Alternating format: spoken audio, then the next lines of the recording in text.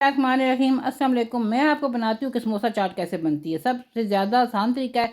सबसे पहले डालें समोसे, 2 हैं 3 हैं 4 हैं, जितने खाने हैं समोसे डालें। उसके ऊपर डाल दें चने। चने अच्छे से ढेर सारे डाल दें, बहुत ही मज़े के होते हैं, बहुत ही टेस्टी होते हैं, बहुत अच्छे लगते हैं खाने में। जब अब चने डालने से दिल आपका भर जाए तो उसके बाद आपने जो मर्ज़ी डालना है, लेकिन सबसे पहले आपने डालनी है ग्रीन चटनी। चटनी तो जो टेस्ट बढ़ाती है ना, उसका मैं आपको बता ही नहीं सकती चटनी कैसा टेस्ट बढ़ाती है। उसके बाद आप टमाटर डाल दें जितने मर्जी है, लेकिन महंगे बहुत हैं, थोड़े ही डालना। टमाटर डालें। टमाटर जब डालें तो थोड़ी सी सब्ज़ मिर्चें डालें, ज़्यादा खाते तो ज़्यादा डाल दें, क्या बात है, कोई बात नहीं।